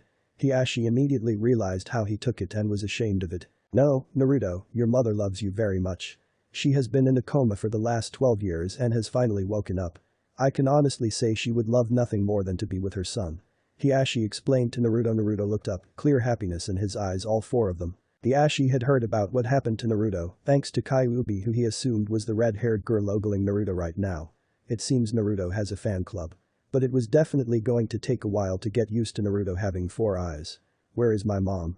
Naruto wanted to see his mother after never seeing her once for the last 12 years. Hiashi only grabbed Naruto's shoulder and turned him towards one of the gates. Standing next to the end of the gate was a red-haired woman with emerald green eyes. She was wearing a long black dress. She was also wearing a large green jacket that hid but complemented her C-cup bust. She had a cute face surrounded by her crimson red hair. Naruto could only stare as the person Hiashi identified as his mother walked towards him. His mother was alive, she still loved him, and here she was. Naruto's mother stopped right in front of Naruto, easily a foot taller than him. She knelt down to his level, looking directly into his eyes. Not even a second later she jumped forward and wrapped her arms around him, sobbing into his orange jumpsuit. "I'm so sorry, Naruto, I'm sorry I couldn't raise you, my child. I'm sorry you had to live an orphan. I'm sorry you have been beaten since." Kushina was cut off by her son, embracing her and shushing her. Kushina just continued to sob in her son's chest. Naruto had not even shed a tear. Sasuke and Sakura were confused. Naruto had just been reunited with his mother after not having won his entire life, and yet Naruto had not even shed a tear. Kakashi, not that I like seeing Naruto crying, but why isn't Naruto crying? Kakashi looked at them. Have any of you seen Naruto cry before? While confused by this statement, they shook their heads no. Naruto has not cried since he was 3 years old. He knew that crying would only encourage the villagers, it would not help him. Naruto stopped crying after a beating that went on for hours before we found him. I was the one to walk up to his still form. There were old tear stains, but those were probably hours old. That was the last time I saw anything on Naruto reminiscent of tears. The last time he cried was 3 hours before he turned 3. He hasn't cried in so long he's forgotten how to. Sasuke and Sakura were appalled to forget how to cry. Haku and Kyuubi both had tears in their eyes. Zabuza was clenching his fist in anger at the villagers, not even mistreated children that horribly. Toshiro was ready to do to the leaf what Madara did to Whirlpool, but he knew that it would upset Naruto. Kushina had just finished sobbing and was now just embracing her child as he rubbed her back to calm her down. After 5 minutes of Kushina sobbing, she released her hold on her son before taking a deep breath. Naruto smirked at his mother before talking. "I suppose you'll want some information on what I have done with my life." Naruto knew that since his mother was in a coma for so long, she would be curious about how he has been. "I would love to hear about how your life has been," she sighed before putting an annoyance in a very Naruto-ish fashion. "But the council wishes to speak with you in regarding recent events." Sigh, somehow I knew the council would want to talk to me about having 4 eyes, gives them a reason to try and kill the demon brat. But I guess it's inevitable, so what are we waiting for? Let's go. Naruto stood up and grabbed his mother's hand, dragging her all the way to the Hokage Tower. Hiashi chuckled. Naruto was so much like his mother it wasn't even funny. He remembers when Kushina was so excited about Minato being named Yondaime that she basically dragged their whole graduating class down to Ichiraku Ramen. He noticed that they were almost out of sight, so he turned towards the rest of the group. Lord Hokage would also like those present to be present at the council meeting. Grnnn. Hiashi chuckled at their downtrodden looks at having to be at a council meeting. Hiashi then began the trek to the Hokage Tower, followed by Team 7 and the newcomers. Things are going to get interesting. Council chambers. The council was currently discussing the topic of Naruto Uzumaki. There were 3 sides to the issue of said blonde. One side wanted Naruto killed to prevent the beast from gaining control. This side was dominated by most of the civilian council and the 2 elders. The civilian council was mostly made up of pompous fools who thought they could control shinobi affairs. They were the ones who set up the assassination attempt on Naruto when he was 3 and had a law passed that anyone who tried to adopt him would be executed. They couldn't get enough support to execute the child, so they decided to just settle for ruining his life. They viewed Naruto as a threat to their power. Another side run by Danzo wanted Naruto to be turned into a weapon. As soon as it was discovered that Naruto was a Jinchuriki, Danzo practically jumped out of his council seat and demanded he be placed in his root division. He was immediately shot down by the Hokage and all the clan heads, as well as a few civilian council members. He tried countless times afterwards to gain the Gaki as his personal weapon. Once he found about Naruto's new bloodlines, he was even more adamant. The last group was run by those who wanted Naruto to grow up as he see fit. This sect was run by the clan heads and a few of the civilian council. The civilians who managed to help keep Naruto safe were the Ichirakus, the Kusaganas, and about 3 others. The clan council was completely for helping Naruto out of the hell that the civilians were forcing him to live. Most of the clan council has tried in some way, shape or form to help the blonde demon container, only to be shot down by the civilian council. Since Naruto wasn't a shinobi at the time, they could not do much. The council was still discussing when the doors to the council chamber slammed open, revealing Naruto Uzumaki and a red-haired woman that seemed to make the clan council uneasy, as well as a few civilians. Standing next to Naruto Uzumaki was the last person you wanted to piss off, the Red Death Kushina Uzumaki. "Sorry old man, we just got back a few minutes ago." Naruto was panting so no one had seen his sudden transformation. "Learn some respect, demon br crash." The fat counselor's sentence was cut off by a hard kick from Kushina that sent the fat ass right into the wall. "If anyone, and I mean anyone, insults my son again," Kushina raised her head enough to show her cold green eyes while releasing Kai. "I'll kill you." The civilian council was now completely terrified. Kushina Uzumaki was not one to piss off. Their fears were quelled when Tenten Kusagana started talking. "Oh my god, you," pointing to Naruto, "are the son of the Red Death." Denton ran up to Naruto and started shaking his still exhausted form while yelling, "Please, please, please, please, can you get me an audience with your mother, please, I'll do an eye thing." Denton stopped shaking Naruto when she saw that he had 4 eyes, each one with a different form. The top right one had an onyx color, the eye below it was Naruto's normal colored eye, just a bit lighter in shade. His normal left eye was replaced by the wide eye of a Hyuga, and his top left eye was a light shade of purple with black rings surrounding the pupil. Denton was sputtering at the sight of Naruto's eyes. So much so that she forgot what she was asking him. Her father Tensei Kusagana got up and escorted her back to her seat. The discussions were about to begin when the door opened revealing Hiashi Hyuga with Team 7 and 4 newcomers. One was a brown-haired male with a scar running down the side of his face. He was currently wearing a blacksmith suit while carrying a very big storage scroll in the same fashion as Jiraiya of the Sannin. The other was a large well-built male with bandages covering most of his face and had a giant guillotine on his back. The next was a red-haired female that was wearing tight black short with black-colored short dress that had long slits on the side. For a shirt she wore a tight-fitting shirt with long sleeves that went about 6 inches past her hands. She had her reed hair in a fashion similar to the Hyuga genius Niji, the minor difference being that her bangs were let loose. The last person was a young ebony-haired girl wearing a long dress, but she had on an extremely tight shirt that showed off her belly button. She had on an open vest that only reached just below her armpits. Her hair was arranged in a bun. "Sorry we were late." Zabuza needed to check on something. Apparently his wife is in Konoha, and he needed to check the apartment complex she was in. The Ashi had met strange people, but Zabuza's wife certainly takes the cake. She looks like an older Haku really. But she acted like Hinata when she was Naruto high. The thought scared him. Hinata may be shy, but when it came to Naruto, do not piss her off. The last person who made that mistake couldn't walk for a month and was pissing out blood for 3 weeks. "I need to make sure she is okay." She said she'd be here in Zabukan. The counselors looked out the door to see a black-haired woman with a small bump in her belly, wearing a large dress walk in. "Zabukan, only 3 more weeks until we get the tests back. Then we'll find out if it's a boy or girl." Everyone looked at Zabuza confused. "You could go to the hospital and find out the gender in 10 minutes. My wife's family has old traditions that she likes to follow. It's a little odd, but I still love her." "Got a problem with that?" Everyone noticeably shuddered. "As we were saying, we are here to discuss the topic of Naruto Uzumaki. Naruto, Team 7, and the newcomers, I will call them newcomers until I separate them, left the room along with several people who also were brought by the council. Those who had been brought by council members were Hinata Hyuga, Suzuri Uchiha, Kurenai Yuuhi, Anko Midarashi, Hana Inyazuka, Yugao Yazuki, and Tenten Kusagana. Naruto was feeling very uncomfortable right now. He was getting lecherous stares from Kyuubi, Haku, Hinata, Anko, Kurenai, Yugao. Hana Suzuri was noticeably having difficulty seeing him. Kyuubi seemed to notice as well. Kyuubi walked over to her and took her to the side.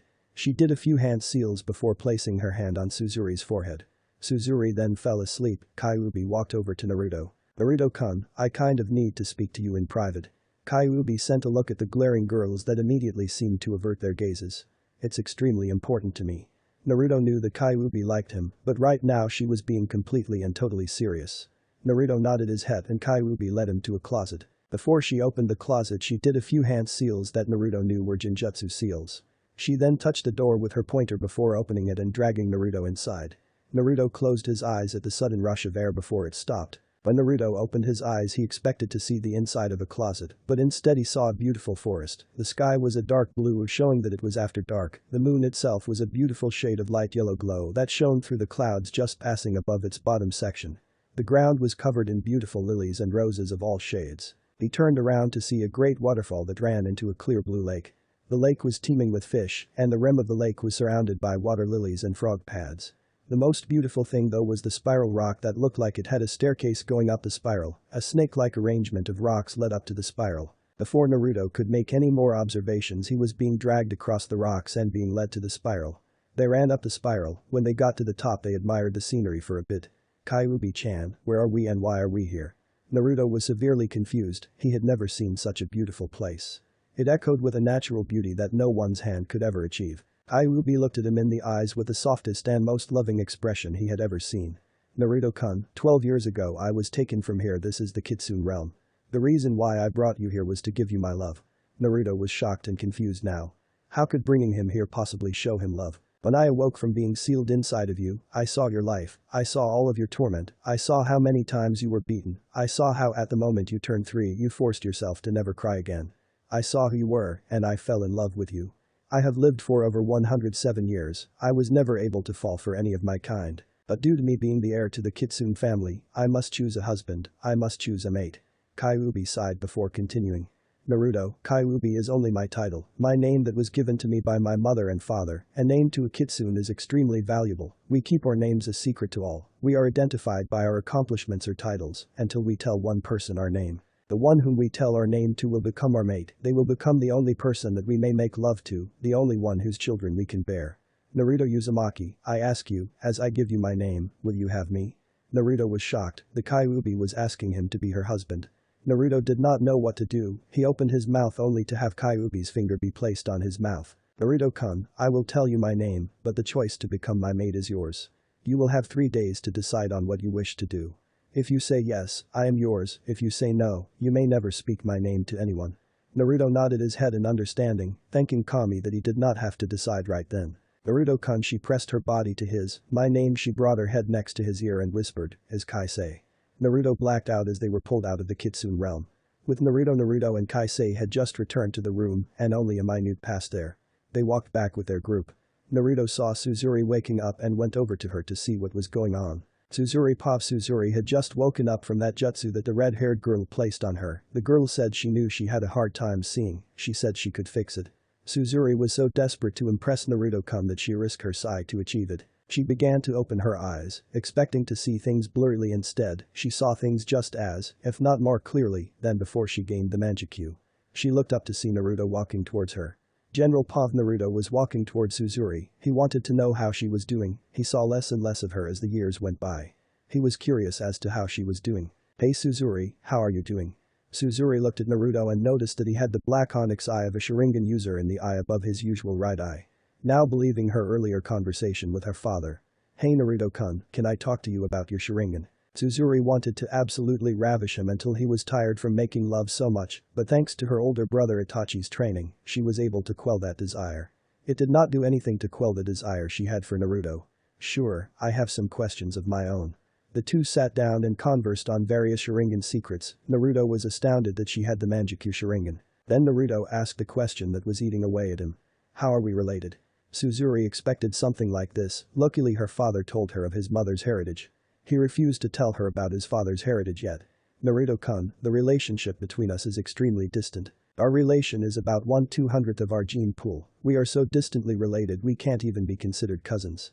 Much to her relief, she did not think she could go on living if she could not be with Naruto, because blood relation was too close. But my father knew about your mother's heritage, he decided to tell me knowing that I would be able to tell you, although I would have to explain a little history to you.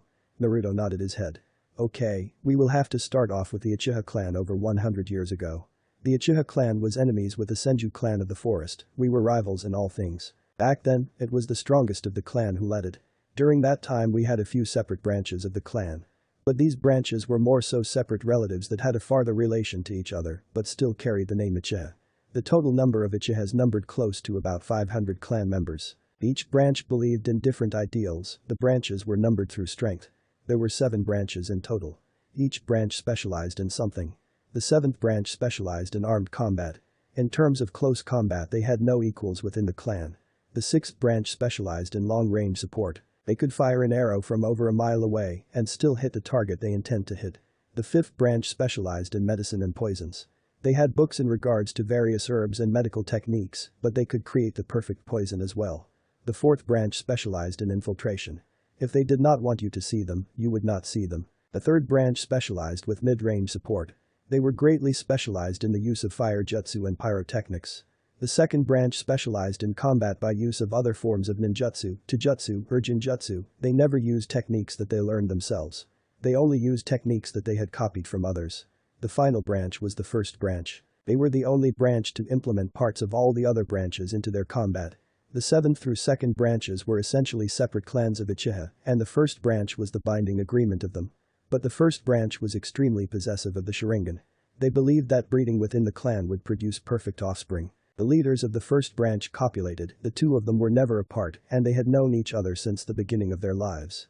They were born from the same mother and father, and were taught that to bear children of one who was outside the clan was the greatest dishonor they could ever achieve.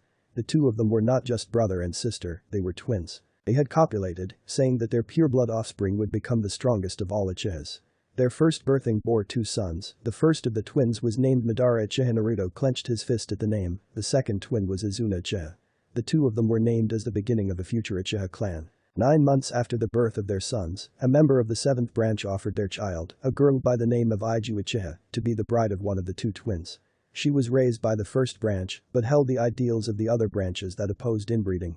Madara Uchiha had been going blind from overuse of his Manjikyu Sharingan. When he finally went blind, he did the unthinkable. He murdered his brother and took his eyes.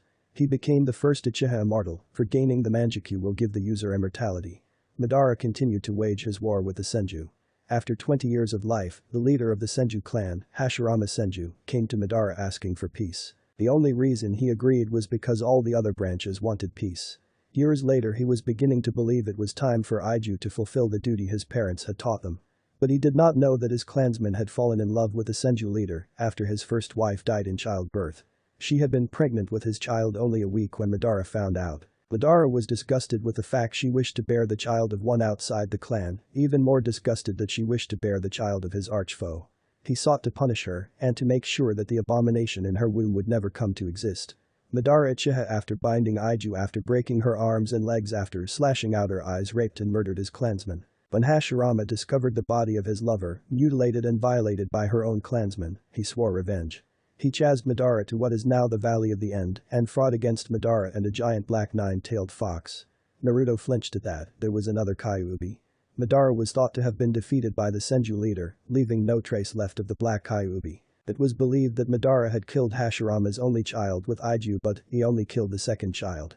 Naruto went wide-eyed at that. A child with the possibilities of both the Sharingan and Mokuton had survived.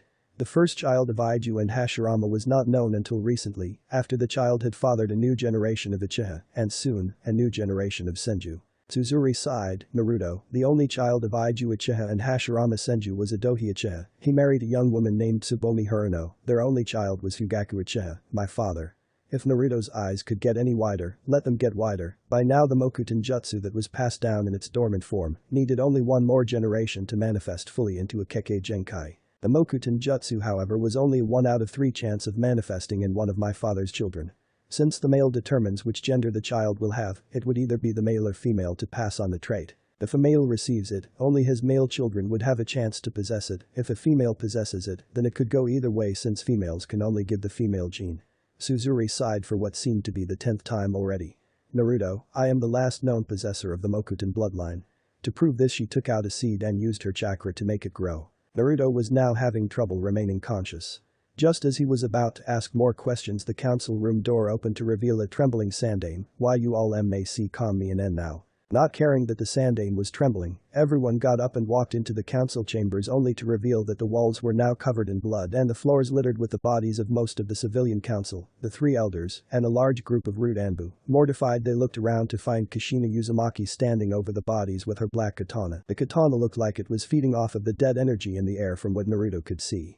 They looked around again to see the clan heads plus the Haruno, Kusagana, Ichiraku, and the other 2 civilians council members who supported Naruto, shivering together like a bunch of leaves in the wind. Kushina turned around to see her son with all 4 of his eyes staring at her. She smiled and said, sorry, they kind of pissed me off. Council is now in session. Kushina jumped off the table and proceeded to use a fire jutsu to burn all of the bodies and a wind jutsu to get rid of the ash and the smell of burned flesh. Not being able to take any more shock that day, Naruto did a perfect impression of Hinata Thump. It was at that moment that Hanabi Hyuga walked into the room. She saw Naruto and started poking him in the forehead. She then turned her head in the directions of all 3 groups in the room before looking at Naruto and speaking, I think you broke him. The entire room face planted while Hiashi slapped himself in the forehead, saying, just like her mother used to be. This caused the room to roar in laughter, leaving an unconscious Naruto and a very confused Hanabi. Need ideas on the powers of the Ryukin Byakugan's Hijutsu personal techniques? Please send ideas of powers of Archangel, Penance, and Wrath. Ideas for future Rinnegan summons, and who should be used for the paths of Naruto like paths of pain. But instead it's Naruto. For those of you who don't know, I will not use seriously big-time villains for the paths, however. If an path, then make description of said person. I will not use dragons, phoenixes, unicorns, or any other mythical creature as Naruto summon. They are seriously overused in my opinion, especially dragons. When I say summons, I mean frogs, snakes, scorpions, fish, etc. Ideas for Mizuoni personal techniques will be helpful. Ideas for Kushina's black katana. It basically looks the exact same as Ichigo's Bankai. Yes, Haku is Abuzumamachi's blood daughter. I was getting tired of my father killed my mother and then I killed him, so guys, here is where I will stop for part 1. Thanks for watching and listening. I do hope you enjoyed the video. So if you want the next part, turn on the notification bell. Also, leave a like for this video and check out the full playlist at the link given in the description, and I'll see you all in the next video. So until then, stay healthy and fit and goodbye, everyone.